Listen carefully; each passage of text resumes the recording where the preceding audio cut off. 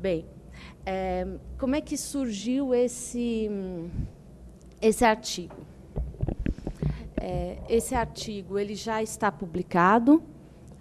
Tá bom assim?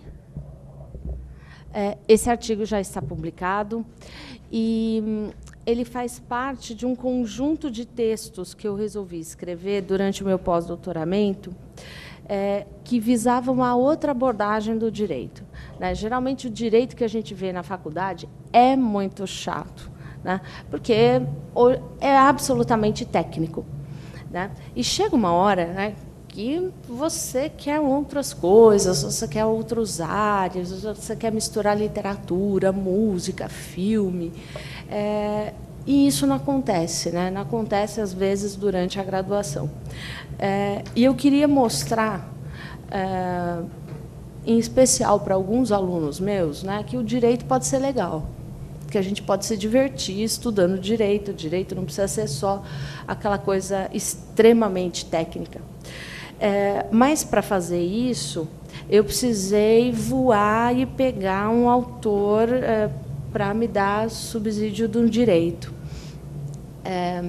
E a minha explicação foi por aí, né? Eu precisei conhecer um filósofo chamado Castoriadis, Cornelius Castoriadis, que me deu uma outra noção do que era o conceito de direito, né? E é dessa noção que eu parto para começar a falar aqui, né, desse direito e literatura de um outro modo.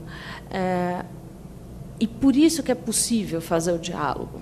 O diálogo só é possível quando a gente sai daquela visão keynesiana, né, que direito é norma, norma com sanção e sanção estatal. Se direito só for norma, eu fico feliz de abrir meu vadimeco, né, andar com ele para cima e para baixo, e falar, está todo o direito do mundo está aqui, está tudo resolvido. Mas, quando eu vou me deparar com a literatura, eu vejo que é outra coisa. Quando eu vou para o fórum, eu vejo que é outra coisa, né? A realidade dos advogados joga na cara da gente a todo tempo que a coisa é um pouco diferente, né? E daí eu fui, né, nessa de tentar pesquisar outros conceitos de direito, e aí eu fiz esse livro, né, que hoje em dia eu dou para os meus alunos num curso de férias, né, que é todo ligado a direito e cultura popular.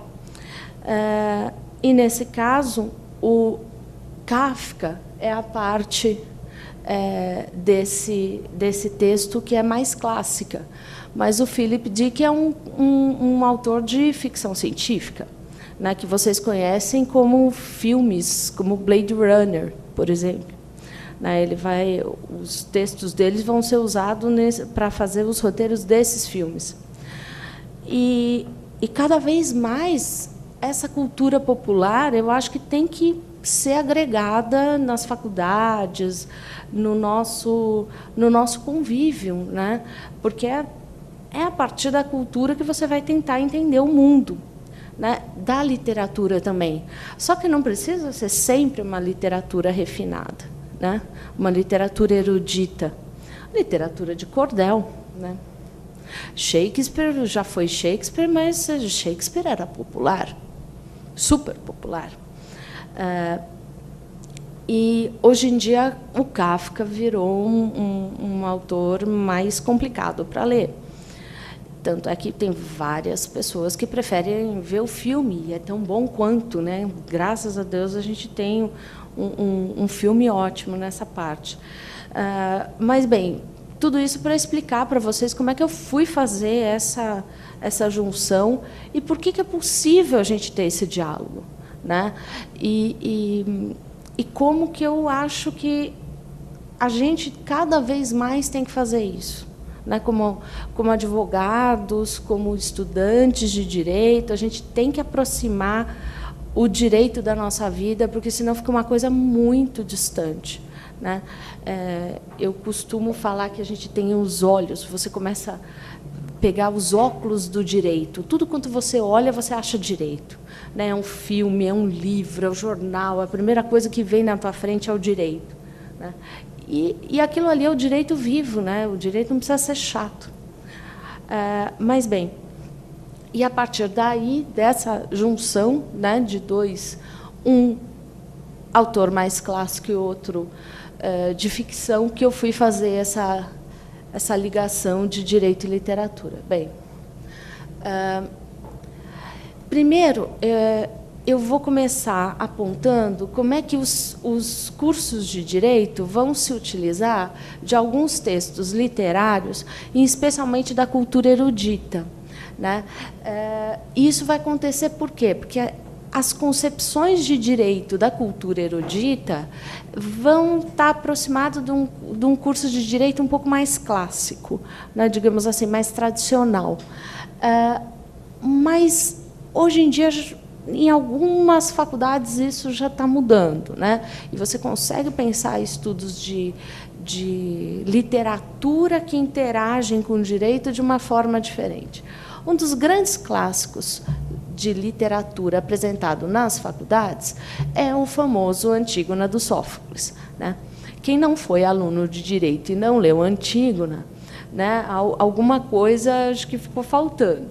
Na Antígona é um texto do Sófocles, escrito lá em 5 a.C., em que vai ter uma personagem chamada Antígona ou Antígone, e os autores, hoje em dia, os filósofos e juristas, vão olhar para Antígona como um grande paradigma de divisão entre direito natural e lei positivada, né? Mas essa é uma das 10 interpretações existentes da Antígona. Mas esse é um dos grandes livros de literatura que se lê durante o curso de Direito, né? Porque, hoje em dia, a Antígona virou quase que uma grande defensora do keusenianismo, né? Ela vira quase um Marte. E ela vai acontecer isso porque a gente tem uma visão do Hegel, né, do que era essa heroína Antígona. Mas lá o Sófocles não tinha pensado em nada disso, né? A Antígona era uma personagem para mostrar como é que você estava diante de uma tragédia que não se resolvia. Tragédia é uma coisa que você não se resolve, não é romance. Romance tem heroína. E, bem, esse é o nosso grande paradigma de literatura dentro dos cursos de direito. Bem, depois temos... Tudo isso eu estou falando ainda dentro de uma cultura erudita, né? O Aristófanes, que é um autor delicioso, né? E daí eu recomendo, quem não leu, leia, porque é muito interessante. O Aristófanes vai fazer textos de comédia, né? E esses textos que eu estou falando aqui são comédias: As Nuvens, As Vespas e as Aves, né? Aqui no slide vocês vão ter uma foto do livro As Aves. Se não me engano, tem uma editora aqui no Brasil que publicou todos esses textos juntos. São textos de comédia, onde vai se falar de direito, vai se falar de ética, e tem também professores que vão usar isso daí para poder falar de literatura e literatura dentro do direito. As Nuvens é um texto muito interessante, onde o Aristófanes vai estar falando de ética, né? E ética num contexto estranho, porque ele cria uma sociedade de aves que vive no céu, e lá você tem um passarinho chamado Bom-de-Bico. E esse passarinho vai tentar, com a retórica, né, um elemento importante no Aristófanes, convencer todo mundo. A gente lê, durante o curso do Direito, Platão, Aristóteles, todos os filósofos clássicos, mas, às vezes, você não vê um Aristófanes, que era também da época, e ele vai estar fazendo comédia, vai estar fazendo uma comédia deliciosa. Os textos são ultramodernos, né? É gostoso de ler. Mas, assim, ainda dentro de uma cultura erudita elevada. Eu não estou fazendo aqui uma... Né, olhando para a cultura elevada como algo ruim. Eu só acho que só isso daqui... Né, bem, às vezes, algumas faculdades, quando tem só isso, a gente já tem que botar a mão para o céu. Mas eu acho que a gente tem que sair disso também e ler outras coisas, né? Um outro texto muito legal, ainda na parte erudita, que faz essa ligação do direito com a literatura, é a farsa do advogado Patelã. Né? Essa farsa foi escrito provavelmente na Idade Média, né? E ele vai discutir o papel do advogado em relações de direito e ética. É também um livro de diálogos, né? É um texto de diálogos, é delicioso, tem umas 20 páginas lá, é fácil de ler, e discute ética. Discute ética. Ainda dentro da cultura erudita, temos Dostoiévski com Crime e Castigo, que também vai fazer essa relação de direito e literatura. Bem, isso que a gente costuma ver dentro da literatura internacional clássica, né? Aqui também é usado, em alguns cursos de pós, Machado de Assis, Patelin, que se escreve.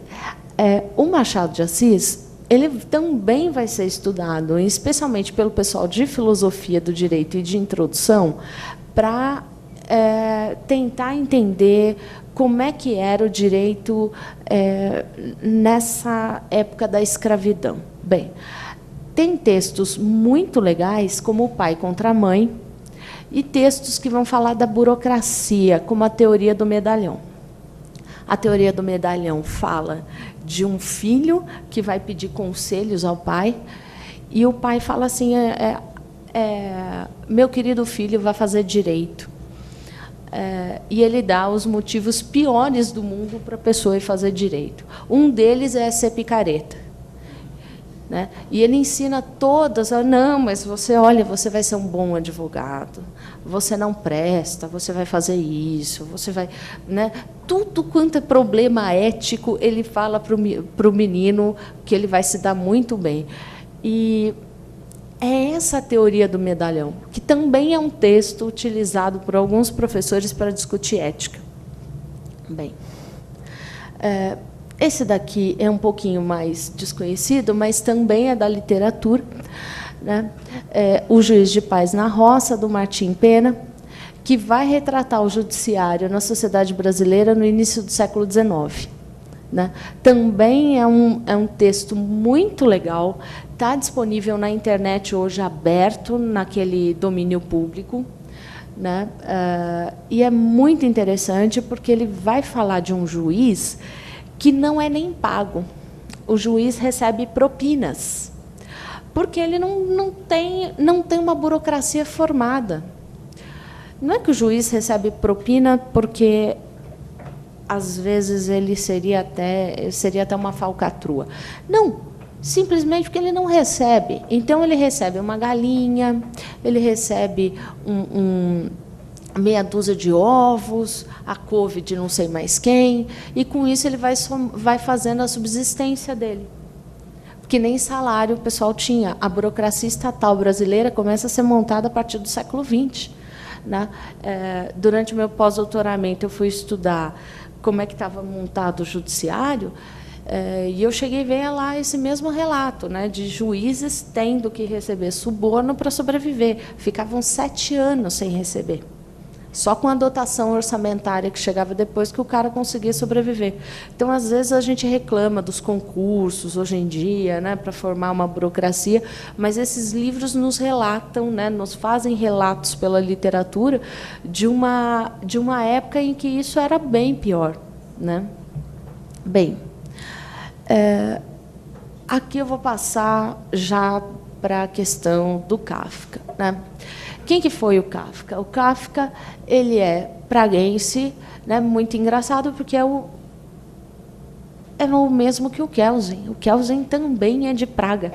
O Kelsen é natural de Praga, além de ser uma praga.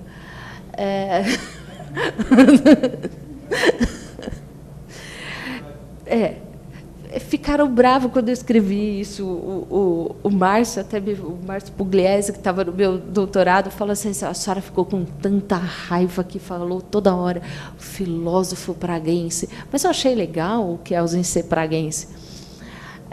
Pelo menos alguma coisa reverte. Bem, o Kafka vai escrever uma série de contos e novelas, vai fazer um direito policialesco, né? Em que tem participação social. E o mais interessante, o Kafka teve estudos de direito. Então, quando a gente vai falar lá do Processo, que é uma das principais obras dele, ele está falando de uma coisa que ele entendia, porque ele estava lá numa faculdade de direito. O Kafka vai nascer em 1883, né, em Praga. Vai fazer os estudos dele na faculdade alemã de 1901 até 1906. Né? Depois, ele vai ser promovido num escritório, fica lá trabalhando no escritório, vai trabalhar numa companhia de seguros, e, nessa época, ele vai começar a escrever as grandes novelas e os grandes contos dele. Bem, ele tem um namoro, um noivado infeliz lá, tem tuberculose, acaba morrendo disso, e, além de tudo, ele tem uma vidinha meio complicada. Bem, ele vai publicar, em 1919, na Colônia Penal, Um Médico no Campo e Uma Carta ao Pai. Né? Esses são os textos que o Kafka vai fazer. Bem, essa daqui, aqui embaixo, era a casinha onde morava o tal do Kafka. Bem, ele morre em 1924, né? E está lá enterrado num cemitério em Praga mesmo. As obras do Kafka são imensas, né? Imensa, desculpa. Tem uma série de textos, grande parte deles, hoje em dia, todos publicados em português. Você tem um pessoal traduzindo muito bem o Kafka no Brasil. E é engraçado você se deparar com textos como Diante da Lei. Né? O Diante da Lei, eu não vou falar aqui, né, na palestra, mas acho que seria interessante dar uma mencionada, né? Porque talvez seja um dos textos mais legais para um estudante de direito conhecer. Né? Eu não sei se todos aqui conhecem, quem conhecer eu vou pedir a licença de retomar. Diante da Lei é a história de um homem que vai pedir os seus direitos num setor burocrático. E tem um guarda que está diante de uma porta, por isso o texto se chama Diante da Lei. E o guarda não deixa essa pessoa adentrar na porta para pedir os seus direitos. E ela fica lá durante anos, anos e anos, todo dia tentando entrar diante da lei. E não consegue. Né? Até que o cara morre e fala assim: e agora? O que se faz com a porta? Fala: não, essa porta se fecha porque era só feita para você. O Kafka narra para a gente como é que é um Estado altamente burocrático. Não é à toa que, se a gente pegar Kafka e Kelsen, você está entendendo como é que é a montagem de um direito capitalista moderno. Né? Que o que é importante é o quê? É você colocar uma burocracia forte, e também uma legislação que essa burocracia tem que seguir ao extremo, porque senão você não tem um Estado burocrático. E você tem também um Estado todo centralizador para poder fazer isso. Bem, essa relação do Kafka e Kelsen, acho que não é só pela formação deles, nem pela época, é também de você tentar entender o que eles estavam falando.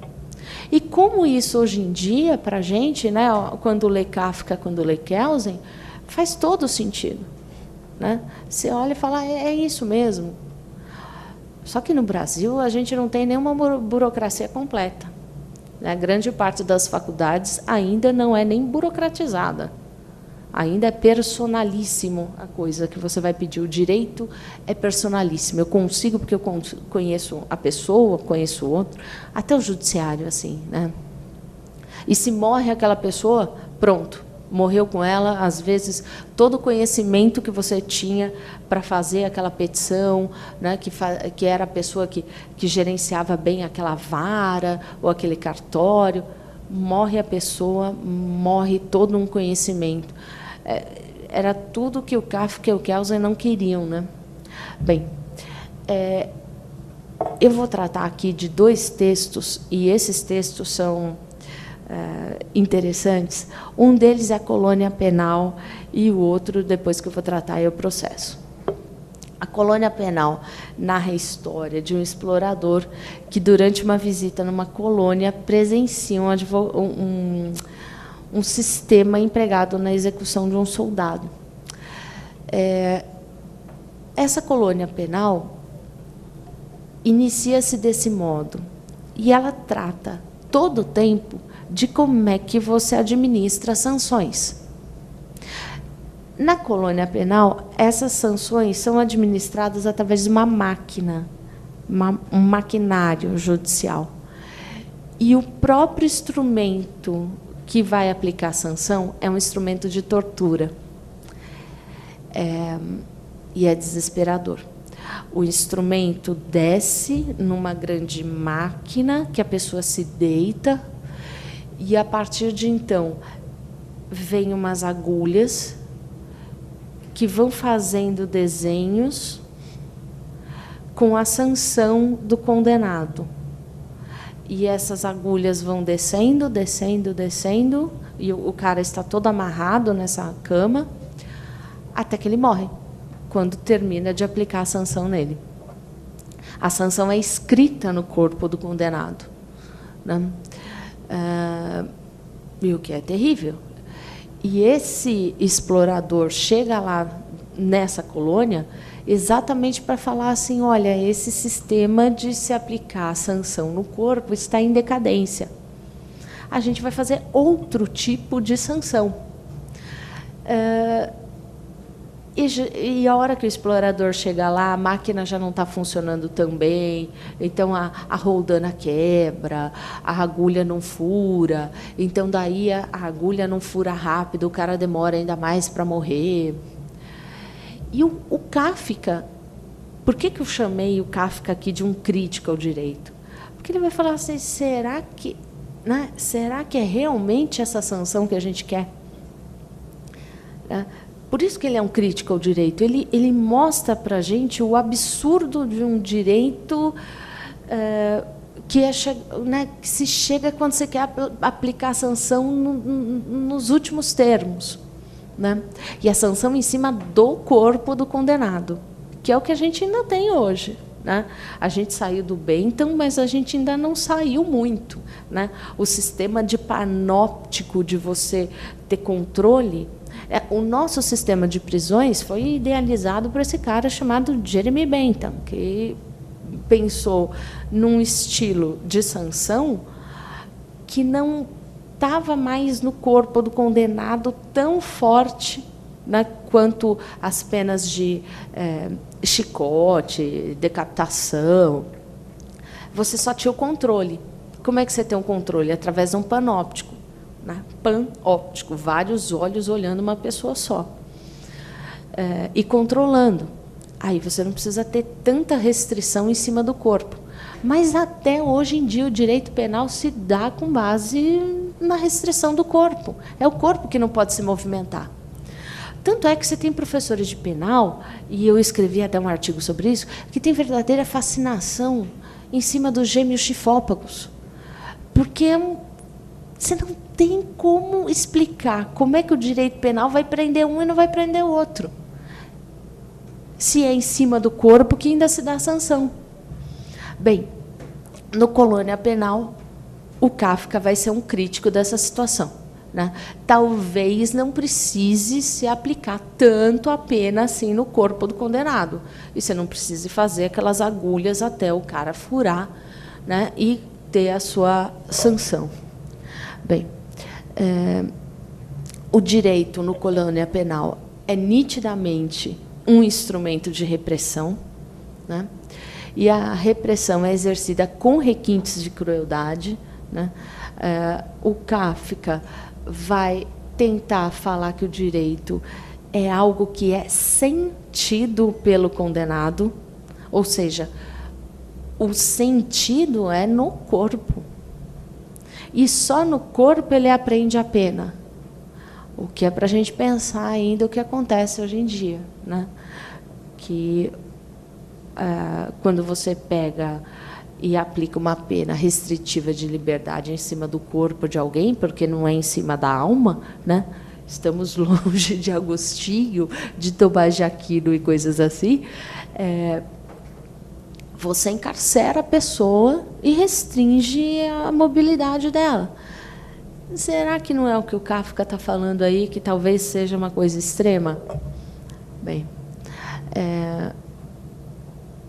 a violência que é colocada pela sanção no texto do Kafka também é uma violência estatal, né?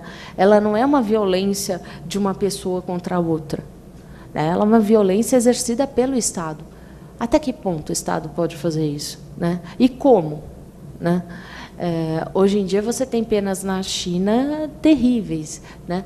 Tem as penas de sanção para envergonhar, que eu achei uma coisa terrível na China. Colocam as prostitutas enfileiradas, todas amarradas, para um desfile da vergonha. E essa é a pena delas, a vergonha social. Elas passam, todo mundo olha e a sanção está dada. O que está em jogo no colônia penal é a mudança do paradigma da sentença. Se, por um lado, você tem sentenças sendo colocadas antes em cima desse corpo e sentido pelo condenado, o explorador que chega quer mudar isso, porque o sistema é muito caro.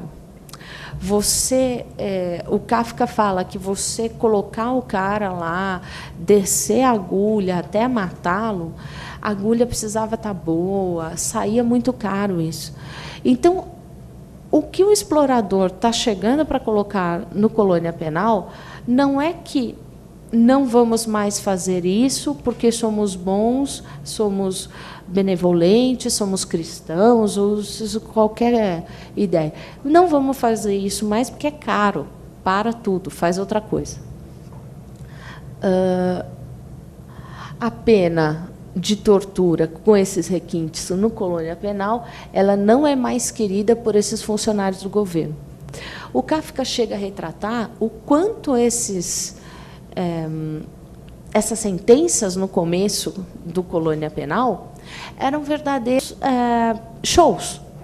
Todo mundo parava e ia lá para assistir, né, essa tortura. E quantas vezes, durante o nosso direito, isso não foi verdade? Até hoje, né? Quando você vê um importante traficante sendo preso, todo mundo para ver, vamos lá ver o cara, vamos ver a condenação. E, geralmente, o que a gente quer ver é sangue. A gente não quer ver o cara preso. Estou falando a gente, povo, né? Talvez um ou outro fale não, mas, geralmente, você não quer ver o cara muito bem. Bem, esse é um trecho do colônia penal que eu selecionei, que é extremamente interessante. É um trecho em que a pessoa está sendo condenada, mas não conhece a sentença dela, né? Isso é comum também no processo, né? Toma a liberdade de ler. Ele não conhece a sentença? Não, disse o oficial, e logo quis continuar com as suas explicações. Mas aí o explorador interrompeu. Ele não conhece a própria sentença? Não, repetiu o oficial e estacou um instante, como se exigisse do explorador uma fundamentação mais detalhada da sua pergunta. Depois disse, seria inútil anunciá-la. Ele vai experimentar na própria carne. Olha só, a sentença na carne. Mas ele certamente sabe do que foi condenado, não? Também não, disse o oficial, e sorriu para o explorador, como se ainda esperasse deles algumas manifestações insólitas. Não, disse o explorador, passando a mão pela testa. Então, até agora, o homem não sabe como foi acolhida a sua defesa? Ele não teve oportunidade de se defender, disse o oficial, olhando, delatado como se falasse consigo mesmo e não quisesse envergonhar o explorador com o relato de coisas que não lhe eram tão óbvias. Mas ele deve ter tido oportunidade de se defender, disse o explorador, erguendo da cadeira. A pessoa que é condenada não tem oportunidade de se defender e não sabe do que ele está sendo acusado. Não é estranho que esse foi entrar num dos halls, né, de princípios para estar lá na Constituição, né, que é necessário você garantir isso. O Kafka não sabia o que ia acontecer com o artigo 5º, mas o artigo 5º e o Kafka são bons jeitos da gente começar a entender direito, né? Bem,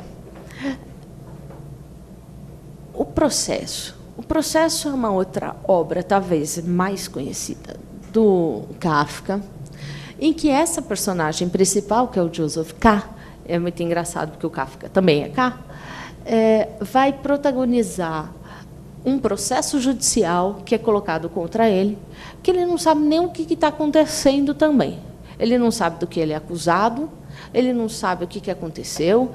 Ele é pego um dia na casa dele e levado por 2 oficiais que falam assim, olha, você está respondendo a um processo. Ele falou, mas do quê? Não falo. Mas o que vai acontecer comigo? Também não falo. Aí, o que eu vou fazer agora? Também não falo. E essa narrativa do Kafka é tão maluca, de não ter defesa, não ter nada, que vira uma coisa onírica, né? Parece que você está num sonho, num grande pesadelo, que uma hora você vai acordar e vai descobrir que não era bem aquilo. Bem,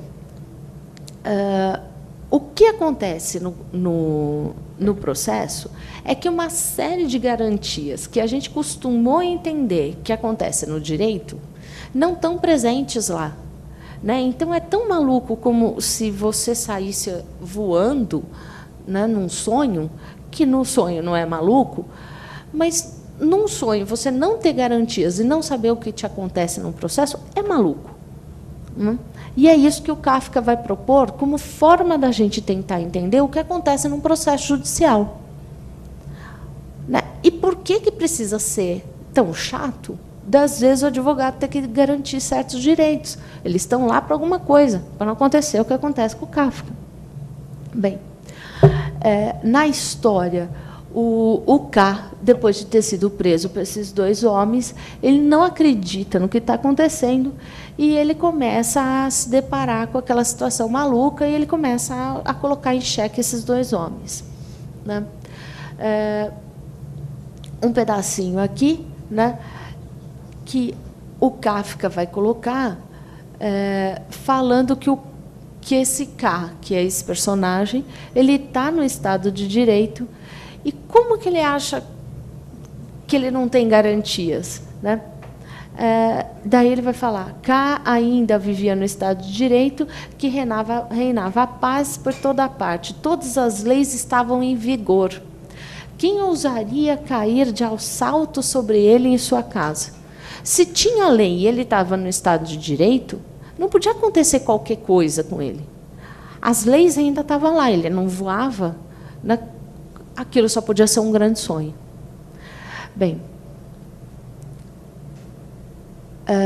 o que acontece com o Kafka é que você vai ter, num filme do Orson Welles, essa retratação de como é que é esse cenário absolutamente onírico, né? Parece um grande sonho de um processo que ele não sabe do que ele é acusado. E, infelizmente, eu vou ter que frustrar, né? Se vocês já não conhecem o que vai acontecer no final, ele morre. Né? Não é só para ser chato contar o final, né? Mas, nesse caso, o final não importa. Mas é maluco, e ele paga com a vida por isso. Né? O outro autor que eu selecionei para falar foi o Philip Dick, que esse autor é um pouco mais desconhecido, né? Eu fui apresentada a ele graças ao meu marido, César, que está aqui.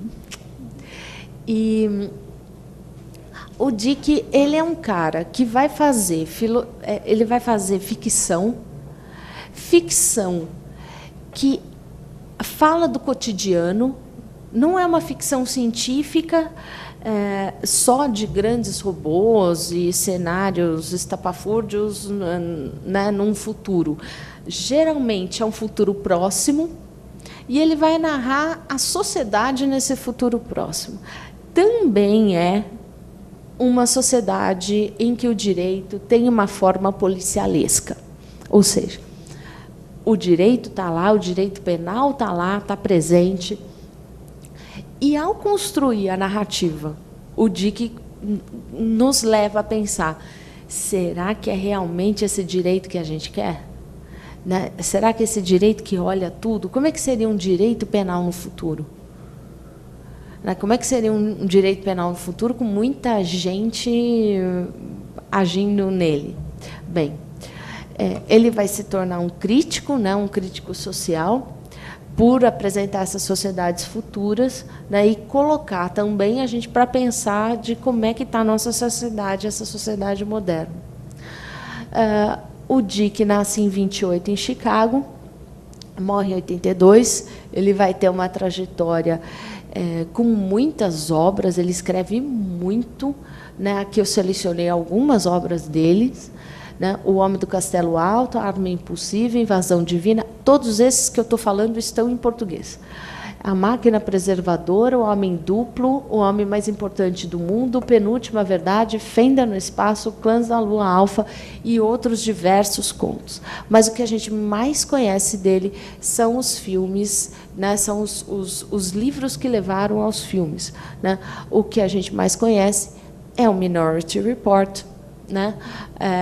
E o Blade Runner. Né? Hoje em dia tem alguns outros, né? Então aí eu coloquei a série, que aqui não é só literatura, também acabou caindo em filme, Minority Report, o Scanner Darkly e o Blade Runner. O Scanner Darkly é um filme que, na verdade, ficou conhecido aqui como Homem Duplo, e é sobre ele que eu vou falar um pouquinho. O Homem Duplo, as pessoas têm um personagem principal, né, que no filme acabou sendo o Keanu Reeves, e ele começa a viver numa sociedade em que ele tem que trabalhar numa empresa. E a grande questão aqui está em como que a pessoa vai trabalhar numa empresa, vai ser... A questão do livro é a questão das drogas. E como é que se policia hoje essa questão das drogas? Só que lá não vai ser uma droga derivada de uma planta lá que o Philip Dick inventa. E você tem essa personagem da dona, né, que nessa ficção vai colocar um amigo, que é quase um amante dela também, para trabalhar numa empresa,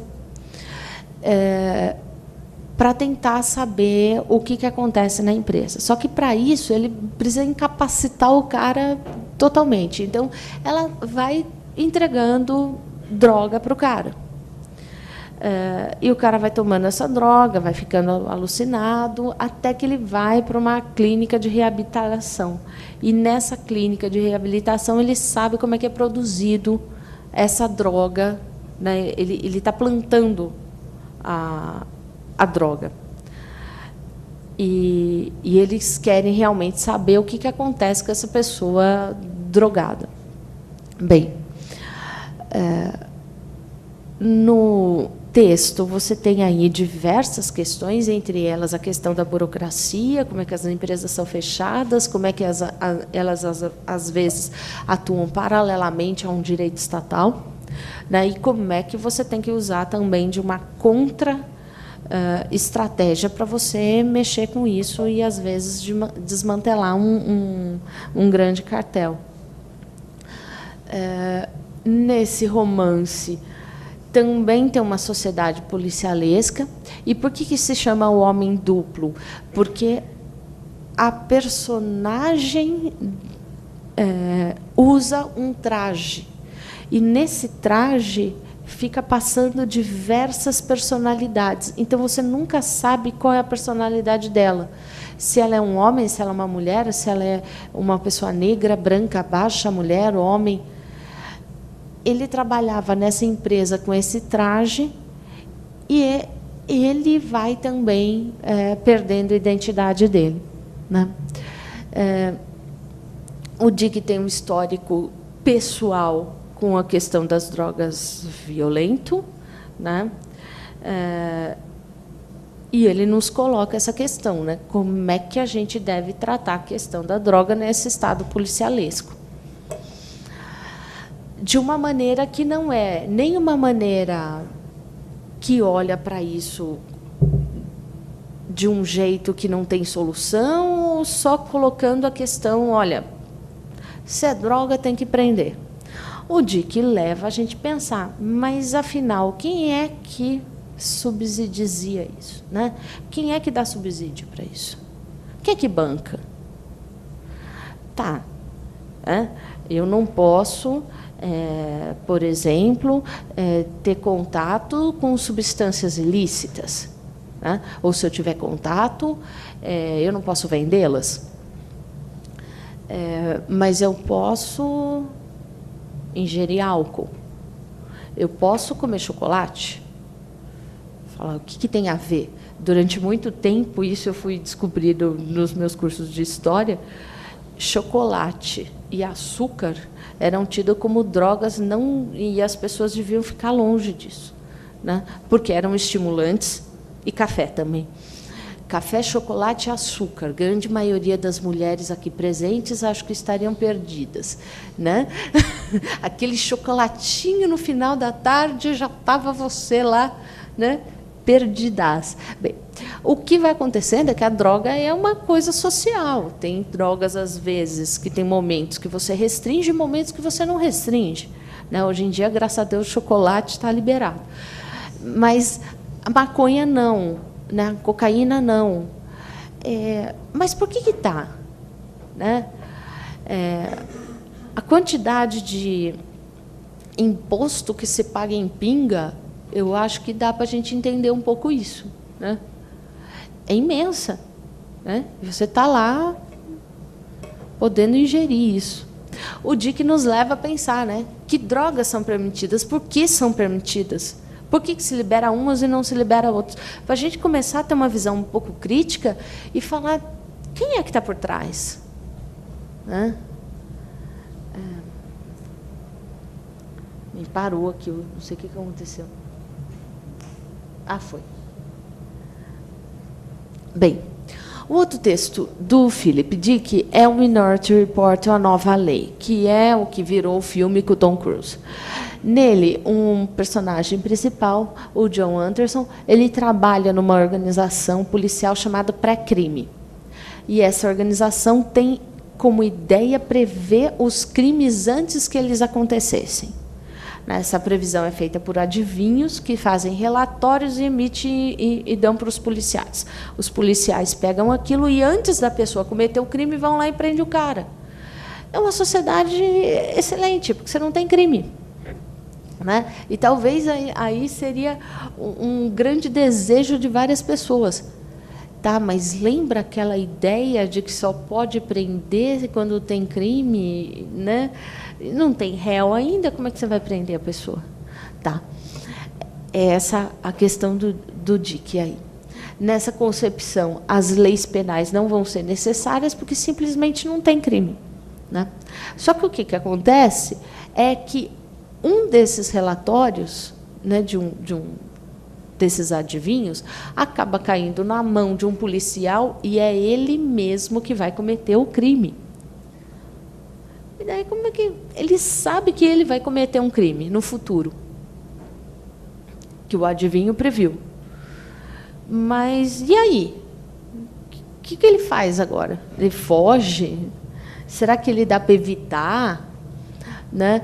E o Dick vai para essa exploração aí para a gente tentar pensar quem fiscaliza e quem vai olhar como acontecem os crimes, né? Para algumas pessoas seria até ideal você não ter crime nenhum, né? Mas quem fiscaliza? Quem vai ver? E quem vai saber se esses adivinhos realmente estão certos ou não? Bem, o que o Dick acaba colocando aqui para a gente é, de alguma maneira, aquela história do Lombroso, né? Eu consigo olhar características de algumas pessoas, diria o Lombroso, e eu consigo saber se a pessoa vai cometer crime ou não. Como? Aí eu vejo um olhar estranho, um olhar vago, né? Eu vejo um rosto muito disforme, eu falo, tá lá um criminoso, né?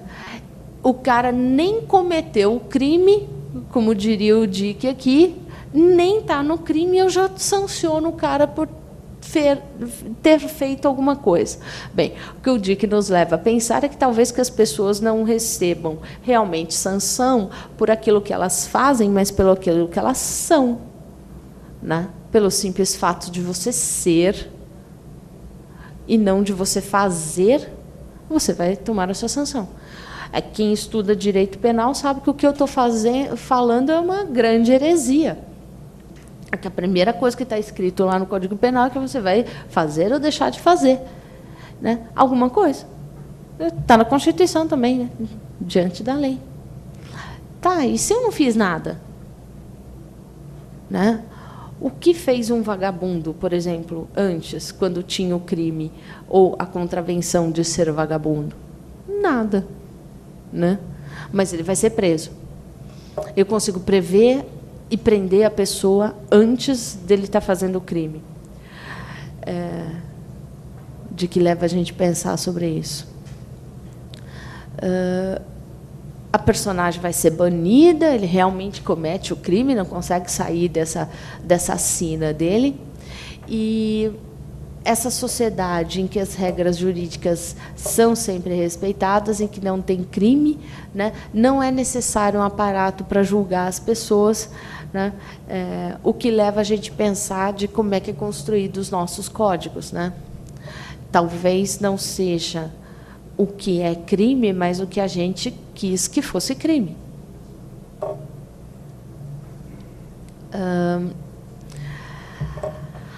O Dick vai falar dessa questão de como é que você aplica uma sanção e aplica uma sanção antes de ter acontecido a coisa, né? E de muitas pessoas que vão atuar para fiscalizar esses crimes. Bem, aí dá para a gente pensar todo o nosso aparato burocrático, policial, que também, como o Kafka, é um aparato burocrático, que começa a ser criado também aqui no Brasil no século XX. Né? É 1917 que você sobe com os policiais aqui de São Paulo para conter as grandes manifestações grevistas nas fábricas. Antes você não tinha muito policial aqui, não. Né? Os policiais que estavam e que existiam no Código Penal eram até os da Guarda Nacional, que muitas vezes não ganhavam nem para isso, não ganhavam mesmo. Bem, essas aproximações que a gente faz entre os autores, né, que existe na literatura, e todos os professores de direito às vezes vão se valer, né, que é pegar um antigo, né, pegar um Shakespeare. Hoje em dia Shakespeare está muito em moda, né, nos cursos de direito. Você tem os crimes, o que você quer aproximar? É tentar trazer o cotidiano um pouco para o direito. Tá, mas é ficção. Se é ficção, por que o direito tem a ver com literatura? Bem, ele tem a ver com literatura porque aqui o direito também vai ser colocado como uma obra social, assim como a literatura, né? Que é produto de uma determinada sociedade. Por que Kelsen e Kafka têm tudo a ver? Né? Tem tudo a ver porque eles estão falando de um direito que está sendo criado, né, na Europa com a intenção de fiscalizar, burocratizar e criar esse Estado. Por que o DIC nos fala de um Estado já